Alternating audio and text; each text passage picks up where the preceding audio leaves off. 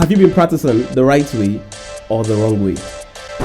Oh, you thought it's just all about practice, and then you become a pro. No, that's not true.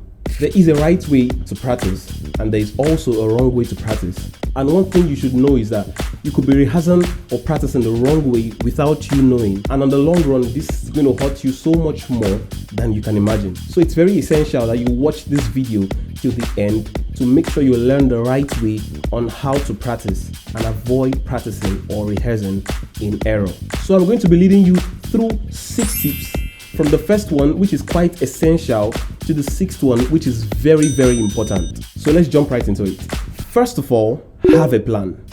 Before you get on your instrument to practice, you have to have a plan of what exactly you want to achieve at that particular practice session or during that particular practice session. This is going to save you from unfruitful practice sessions whereby you just come in and you spend hours in the practice room on the name of practicing, but actually you're just having fun. Planning your practice session helps you set goals and achieve them. An example of what planning your practice session can look like is, as a drummer in your plan, you have a portion where you're going to work on your hand speed, then you work on your leg speed very intentionally, then you work on some independent exercises, or as pianist or vocalist or any instrument that you play, you can just set goals regards to your instrument. This is the particular thing I want to achieve. This is the specific thing I want to achieve. If you don't do that, you're going to spend a whole lot of time just beating about the bush without achieving something specific. When you plan your rehearsals properly, you achieve the main essence of being a musician, which is not just to have fun, but to improve on your instrument. Now, there's this wrong notion that the more time you spend with your instrument in rehearsals equals you improving on your instrument. That's also a lie. The practice duration only counts when you are practicing or rehearsing the right way with a plan. That's the only time your practice duration counts. Because if you keep practicing the wrong way for quite a long time in your practice session and you imagine that you're practicing, you're going in, you're killing it, it's only a matter of time where you recognize that you've spent so much time learning the wrong thing and then you have to unlearn them. So make sure you are practicing for such long durations with the right techniques. Now, speak about technique. This is a very critical topic that musicians sometimes don't pay attention to.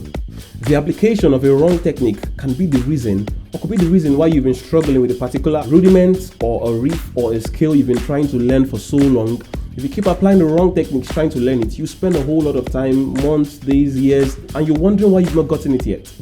A right technique will save you from a lot of things, ranging from spending too much time in the practice room to frustration to injuries. Yes, as drummers with the wrong technique, take for instance, you're sitting the wrong way on your drum throne.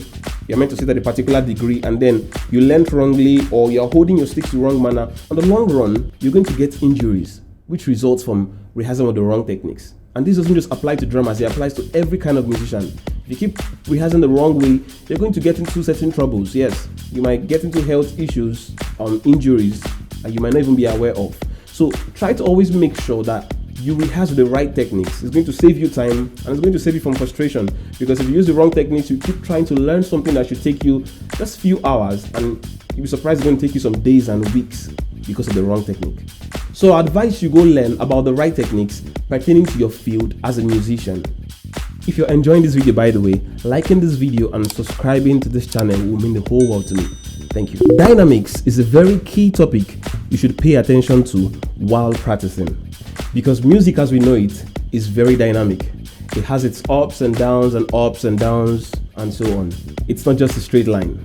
And we know dynamics is all about volume. It talks about how loud something is or how soft it is. You get. So as musicians, you should learn how to play very loud, soft, very soft. Learn all the ranges of being dynamic, because it doesn't make any sense to come up stage and try to learn how to be dynamic on stage. You're asked to play very soft and you're trying it on stage, but you find that you're struggling with it, or you can't play very loud when it's necessary.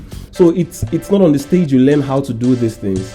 You learn them in the practice room, how to be very dynamic, how to play very soft, how to play very loud, and how to play in all ranges of volume. Now this 5th one is kind of a problem I've noticed with some musicians that have an opportunity to train both physically and online. By the way, I myself was also guilty of this some years ago. and this is patience. One thing you should always do as a musician, whenever you're trying to learn something, be it a chop, be it a riff, be it a groove, or anything at all, the first thing you should do is to start off slowly. Don't just, try to just become the Flash by all means, try to start doing exactly what you saw in the video you're trying to score or something. Make sure you are trying it off very slow, gradually. When you take it gradually, you build both control and speed, because it's just like having a car that's so fast but has no control. You're definitely going to have an accident. So as a musician, spend your time trying to build both your speed and control, so you can be very fast and still have control over what you're doing. And that can only be achieved by patience, gradually trying things over the years. Young musicians, this is a note to you: don't try to start rushing out things.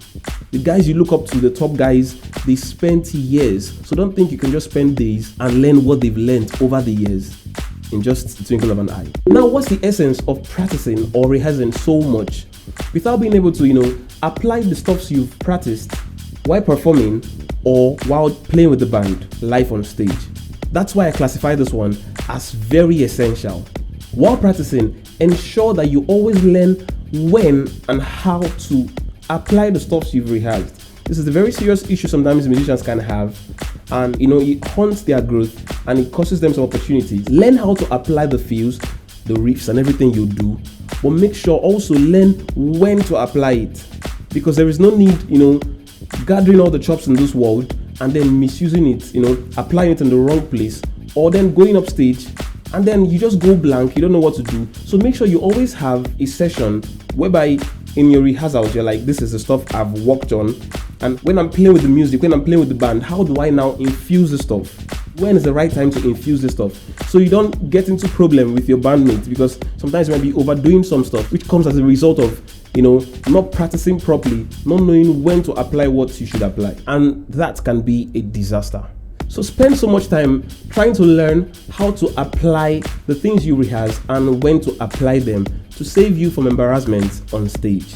So if you keep practicing the wrong way, it's only a matter of time before the consequences of rehearsing the wrong way comes knocking on your door. And honestly, you're not going to like the repercussions that comes with it, because you'd have to go back to the foundations to correct all the wrongs and all your flaws that you didn't pay attention to in the beginning. So I advise you start now to correct every wrong practice habits that you might have consciously or unconsciously developed over the years. If you've watched to this point, I'm so grateful to have your time and attention, and I would love it so much if you could hit that like button and subscribe to this channel to get more content like this. If you want to learn how to stop making mistakes on stage, or go through some tips that will help you stop making mistakes on stage, this video right here will be the perfect video you should watch. Thanks, see you later.